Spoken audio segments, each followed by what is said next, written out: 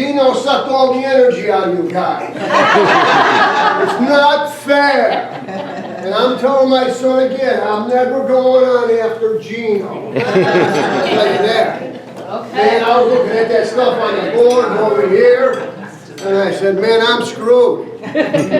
All right, so anyway, I want to thank all of you for being here. I haven't had a chance to say hello to all of you, hug you, kiss you, and all that other stuff.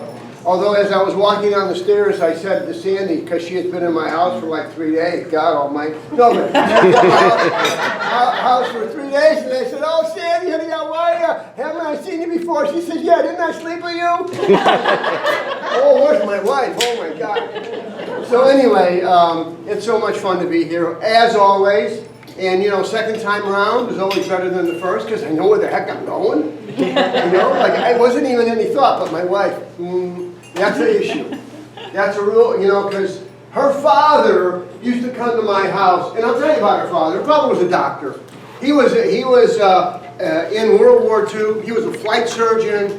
He did all that stuff, right? And something happened to his ability to figure out where he's at.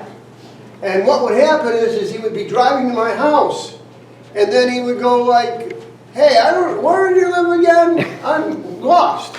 But he had that unique, you know, ability to figure it out, but he got lost a lot. And my wife, she has that gene. And so when we go on the cruises, she says, okay, I'm here now. Where, the only thing she's trying to know, her and Jim, where's the casino? And you know what? She has that ability to find it. But our room, now where do I go to get to our room now? Right? And we used to have on many of the cruises different colored carpet on the port side and on the starboard side. And that made it easy. She said, I go to the blue, and you go to the red. Right? And then more recently, they're all the same color. But anyway, so it is so much. So second time around, we all know where we're at. We all know that we brought a lot of dollars. Dollars are good stuff, particularly when you're at the pool. You give somebody $1, they come back right away for the next hour. Am I right, Petey? Yeah, Elaine said, I guess like Thursday, she says, I got the dollars. You know, it's like her passport. I got like $50. Oh, that's good, that's good. It is going to be gone before you know it, I'll tell you. Yeah, well, so I prepared today. I really wanted to kind of, I have this ability to have this overview. I have like this insight, foresight, outside, oversight, and I can see what you guys are doing. And I will tell you that some of you are like lighting it on fire, fire, fire, fire. And you heard me talk about fire today quite a bit. You know, so, and then as we bring in new people, we see that same kind of ignition. They get ignited. And then sometimes they, you know, become a rocket, and sometimes they fizzle out. But it is what it is. And so we can't take the responsibility for people being successful, but we certainly can take the responsibility of guiding them. You know, holding on the handlebars and the bicycle seats, that type of thing. So, today is kind of like that. And being 3 days with Sandy, I was asking her, I said, so what should I talk about? You know, because I talk about so many things. What should I talk about? She says, oh, talk about the basics. Talk about duplication. Talk about, you know, like how she got here, in a sense. How Rhonda got here, in a sense. Okay? How all of you got here in a sense. Because those that didn't get here in a sense, they didn't get it. They're someplace else. Okay? So I'm going to do that. And a lot of times, like for example, last night, it was really a great football game. And the players didn't lose it. It was the coach. So if you look at the coach from San Francisco, right? And they're winning 20-10. And he calls a play a run play, right? Which is great. They score 5 yards. And the next 2 plays he calls were passes. And both were dropped. Right? So what does it tell you? He had the magic formula, he just didn't follow it. Because he could have stretched that play out 6 or 7 minutes. This was like 12 minutes left in the game. And he called 2 of the wrong plays. And so sometimes, like when you're on the sideline and you can see people, you know, Hopefully they make the right call so they can score the touchdowns. And really all they needed to do was to go with a 5-minute or a 4-minute, whether or not they scored or whether or not they kicked a field goal, they still could have stretched that out and only gave them 4 minutes to finish up. And they didn't have the confidence at that point if it would have been like that. And Mahomes, if you looked at what he did, he just is thinking on his feet. He is an improviser. He reads, and what's the sign of a true champion? It's just like a missile. A missile is heading off to hit its target. And in that missile has a nose cone that is full of electronics and radar telling it it's not going in the right direction. You got to go right, you got to go left. And a missile never goes directly to the target. It goes right, left, and finally hits its target. That was Mahomes. It was right, left, and then how many passes did it do like this? Right? 7-yard, 9-yard, 11-yard pass. I could do that. Well, now when there's 11 guys coming after me. So really, so what happens is a breakfast of champions is feedback. Just like the radar. The more feedback you get, the more you can adjust your goal and your direction. And what do coaches do? They give you feedback. You're doing good. You're not doing good. Oh, you're doing good. I'm not doing good. Hey, shut up, crybaby. What did the coach tell you? TL, tough love. You're on this team. You got to take it. Isn't that right? So there's no easy path as long as you got a coach. Tigers got a coach. Oh, these guys, amazing. You know what their payroll is? Well, they got a putting coach. They got a mental coach. They got a swing coach. They got they got a coach to carry the bag. It's crazy. But you know what? They realize that in order to be a champion, you need help. You need help. And so, pretty much what he was saying here, 2020, once in a lifetime opportunity, you have discovered a gold mine. Learn how to dig it. For it is, if it's to be, it's up to me. But I got to be able to accept the feedback. I guess they're not picking on me, they're really telling me the truth. In school, which I'm involved in also, and I put 3 things up on the board when they first started. First thing I put is FIL. I said batteries will not start, cars will not start, tires will wear out, and so what you have, and babysitters won't show up, and you have to have a backup plan. Because there is going to be, on every plane, at least 6 different options to land the plane. If button number 1 doesn't work, button number 2 will, or button number 3 or 4 or 5 or 6, and finally you land the plane. Landing a plane is not fun if you don't have the wheels down. And so, in school, we say FIL, figure it out. Be proactive in advance, and kind of like predetermine all the things that aren't going to go right. So you can fix it on the fly. The next thing I put down, is TL, right? I said I got 4 daughters. I saw them all cry. Many times. I got a wife every now and then. She cried too. Woo! Probably my fault. Right? That was the old John. We've been married 56 years. Right? 56, yeah. Give her the applause.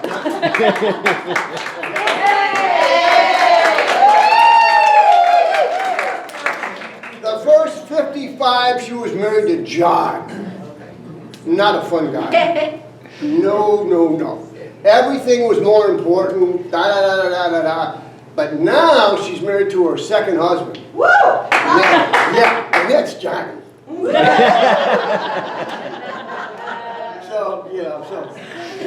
So in any case, that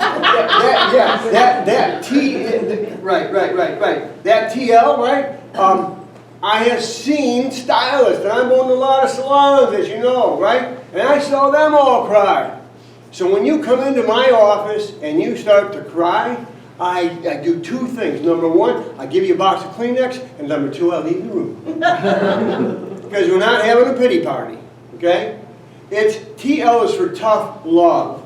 In order to survive, in order to actually be successful in whatever you want to do, it's not going to be perfect. So you got to prepare for that. And then the last thing is I call it WC. I remember my father one time, I went to their house for Thanksgiving. My mother-in-law was noted for not being a good cook. So most times I didn't relish the fact that we were going to go there. Right? But in any case, this time was a double Thanksgiving day. Means I got my mother's Italian dress stuffing. I got the, you know, I was going to get that stuff, and I was going to have to eat whatever her mother prepared. And I wasn't sure if it was going to be turkey or ham. You know, I never knew. You know, like one time she said, "You're going to have the best Christmas Eve you're going to ever have in your life." My Christmas Eves were 60 people all trying to talk over each other, right? Card games going on over here, over there. Clams and oysters and you name it, right? It was like a feast. So she said, the best ever. So my cousin married her sister, my sister-in-law, right? And so we were just talking. What do you think? Is it going to be lobster? Is it going to be filet mignons? What's it going to be? Well, we got there, and let me tell you what it was. It was 6 salads, all in one kind of casserole. Ham salad, turkey salad, egg salad. What the hell is that? Christmas Eve?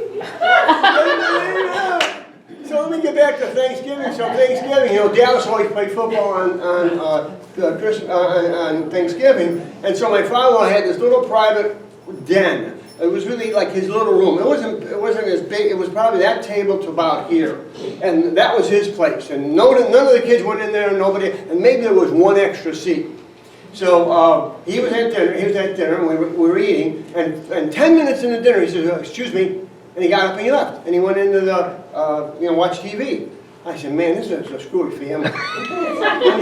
You know, we normally write things that we're thankful for, and we pass it around the table, and we read it all. Yeah, 10 minutes in, he's gone. Right?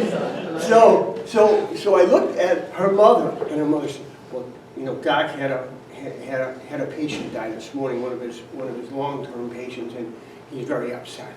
Okay, so I said, "Oh, I got it, right?" So as I say to these students, I said, we see your workmanship. We know how good you guys are. But when you have to come to us and you have to say, I have to take a leave of absence. I have to have an LOA. In essence, what you're really saying is, I'm going to be a be-backer, because that's what they do say. "Yeah, but Mr. Ray, I'm coming back, you know." Well, the fact of the matter is, only 2 out of 10 do. Because life takes them in a different path, or the reason that they left is the same reason they won't come back, in most cases. Okay? And because of that, right, I say, well, WC, when I put it on the board. WC means we care more than you'll ever know the day that you say you can't come to school anymore. Wow. Because it's taking you right out of this industry. All right? And that's the same thing I think about those newbies that come in to our organization. And the same reason, in some cases, that they come in and then they start to flutter away are the reasons that if they were proactive and they had that TL, that tough love, and they had that FIO up in front, right, that they would make adjustments and be able to stay with the team, right? Because that's the most important thing. Members for life. All right, so let's see if this works the way it's supposed to.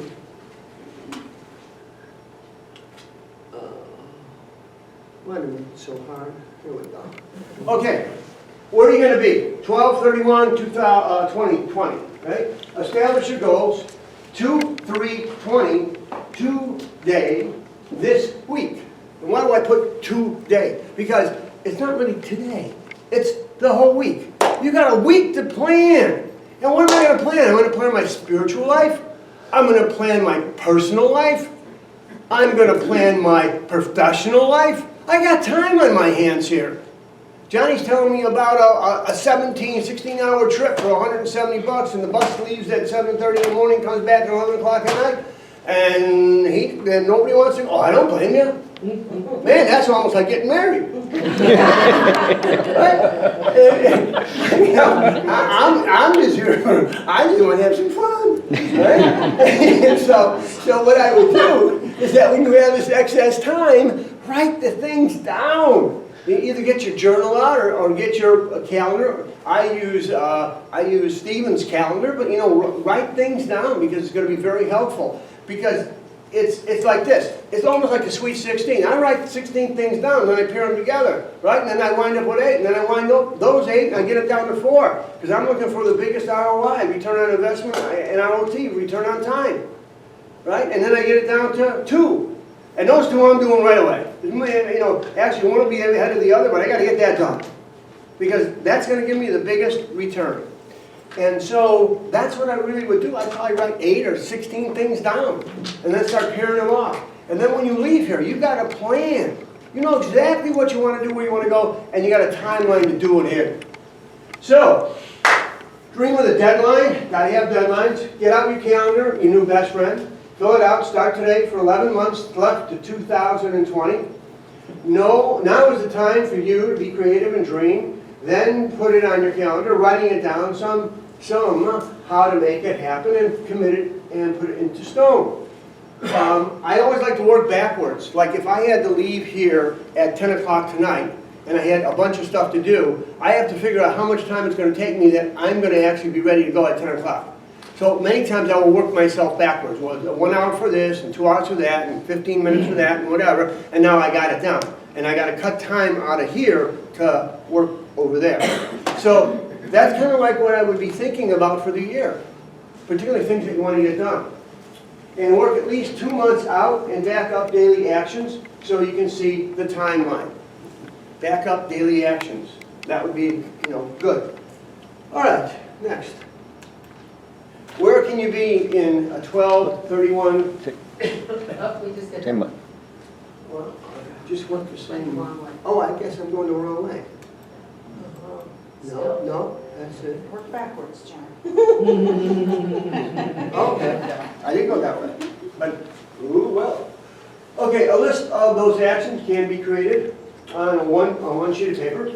Most important actions: book the time now, personal, business, professional, health, spiritual.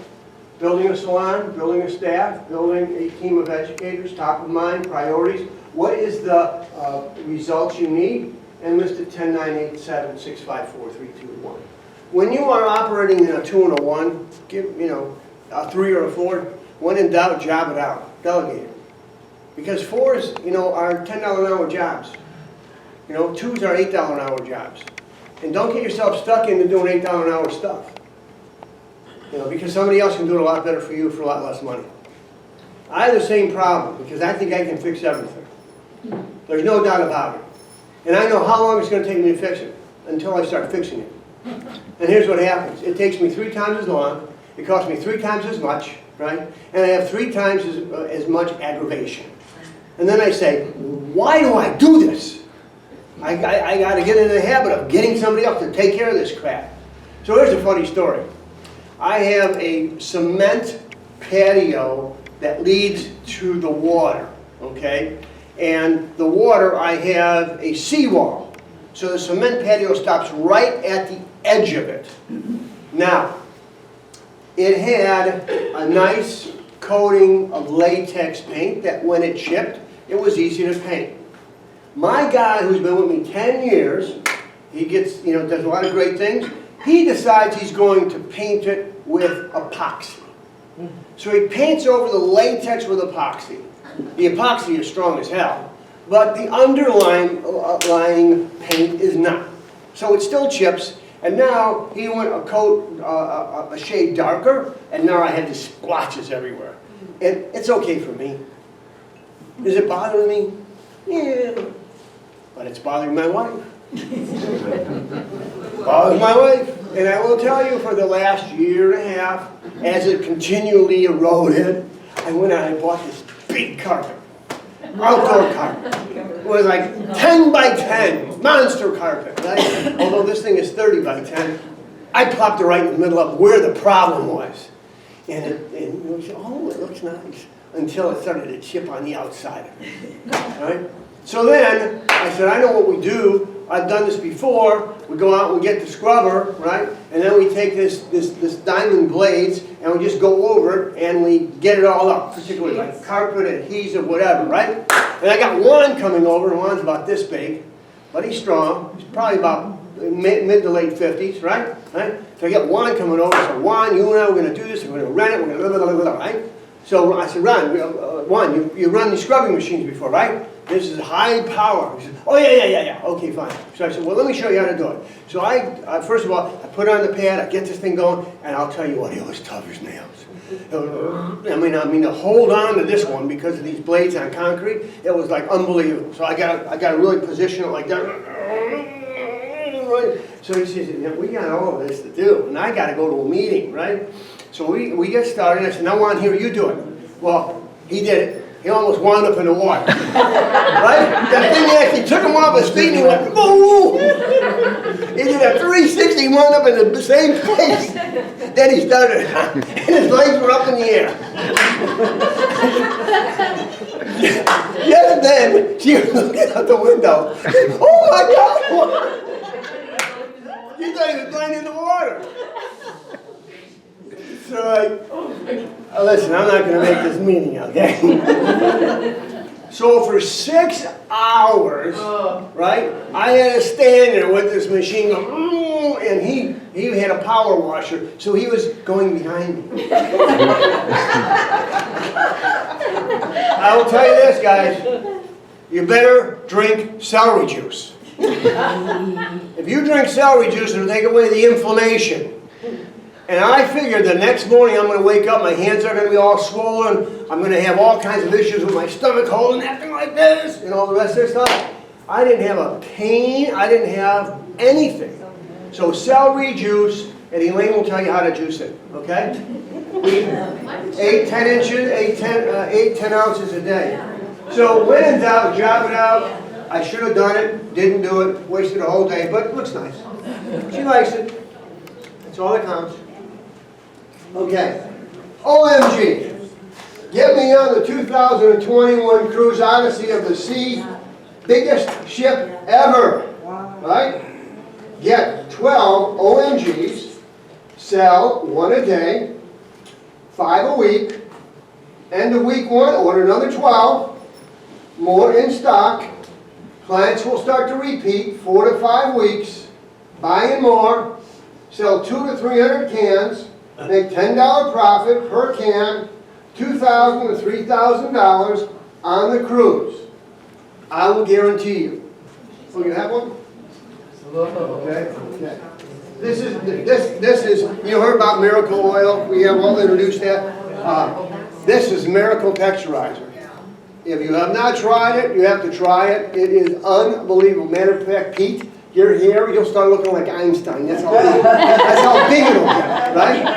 John, Yeah. I used it on mine because then I have a lot of hair. Yeah. I was like, OMG. Oh, right, I'm like, I can't use it on mine. right. Less is more, though. Sometimes less is more. And if you like I didn't know that. if you like the texture of hair the second day, this gives it to you right away. Okay? Yes, Roz. We used it too, and actually I have it in my hair, and this is the second day of my hair, and I love it. And I used it here the first day after being on the plane and everything. Yeah. And I scrunched it, and my curl went up, and I said, oh good, I don't have to do anything. Or I ordered 4 cases. Yeah, right. And you will see. We've had people do that. Yeah, it's amazing. So what I'm actually doing is I'm giving you an outline of preparing how to actually set that goal, because you know that's what you want to go on that trip. You want to be able to financially afford it. You want a way to generate the income. You want to make your clients happy, and you want to actually have something new and different and interesting to introduce to them, which makes you happy, right? So that's a win-win-win-win-win-win. Yeah, and you can shake that up too. Okay, now let me tell you about a fella by the name of Leon Daniels. Remember Leon? Leon was brought into the system.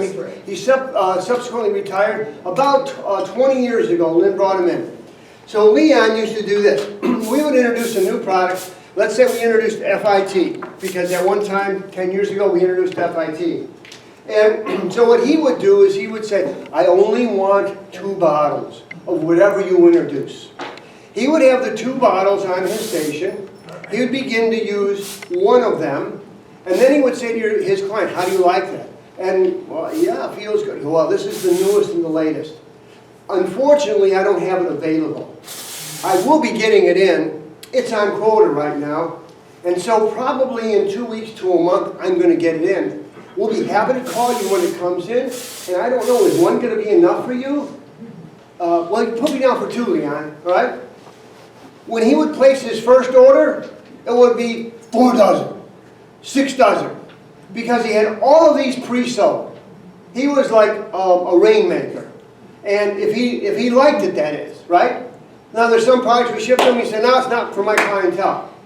But when it was right, he actually would do that whole introductional process and get them committed before it ever came in. So, you know, for those of you who do have it, you know, it's something that you guys can think about.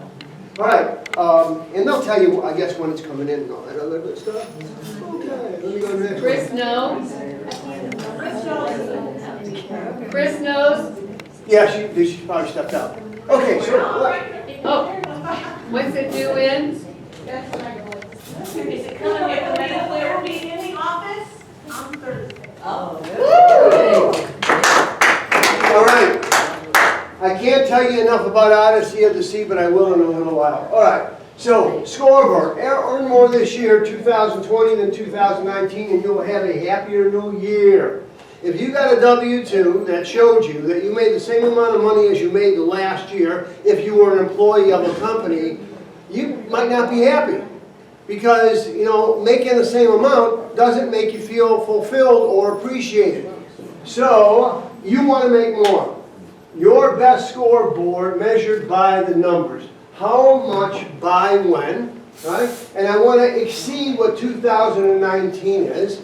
And I always say to people, make sure the numbers are real, they're not fabricated. In other words, oh, I want to make $150,000 a year. Well, if you made 50 this year, there ain't no way you're going to make 150, unless there's something drastically different. So what would be the acceptance? The acceptance is double digit. I don't like anything under double digit. I want to see 10% or better. And some of you guys can pull off 15, 20, 30. I've seen it happen. For a long time, I was 20% up every year over at the school program, right? And more. Okay, real numbers, not touchy-feely. If you do more than 2019, most likely you will have earned more. If you do more, you'll earn more, do more, and make more.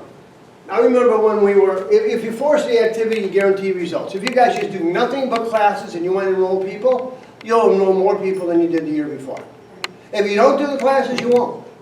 Now, it's going to be a crapshoot. Some of you will have a whole house full of them, and some of you will have 2 or 3. But you know what? Sometimes 2 or 3 is better than a whole house full, because at least I got time to concentrate. Yes. I got time to share. We can sit around the campfire. We can build a relationship. So it's okay. It's okay to have less, not necessarily more, in terms of the people that go there. All right. If you build it, they will come. Can you see it? Can you see it? Just don't wish it. You got to be able to see it. Right? Because if I'm running, I already know if I'm in the Olympics and I'm running the 400 meters, I already know what's waiting for me at the end of the line if I cross first. It's called a gold medal. And if I sleep, dream, think, and see myself with the gold medal around my neck, there's a pretty good chance that I'm going to work extremely hard to get it. Extremely hard. Because I know the value of it. And I'm willing to put in the effort and the energy to get it.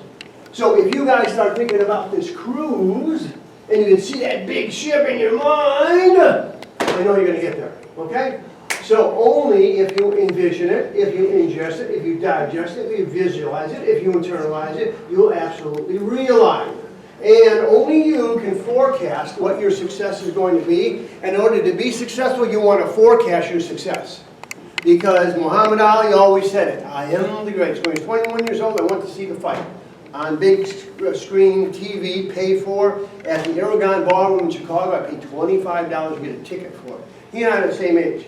I had seen him fight when he was in the Golden Gloves. So I knew, and I seen him on TV in the Olympics. So I knew who I wanted to go see, right? And what would he say? I sting like a bee and I float like a butterfly because I am the greatest. And nobody believed him because he was 21 years old and he was fighting a guy that just got out of prison, you know, 5 years before that was rippling muscle. And he was a big Mike Tyson, and his name was Sonny Liston. They called him the Bear, and they said this kid cannot beat him. And he danced his way, and he pecked his way, and he jabbed his way into the 7th round to when Sonny Liston couldn't see anymore, right?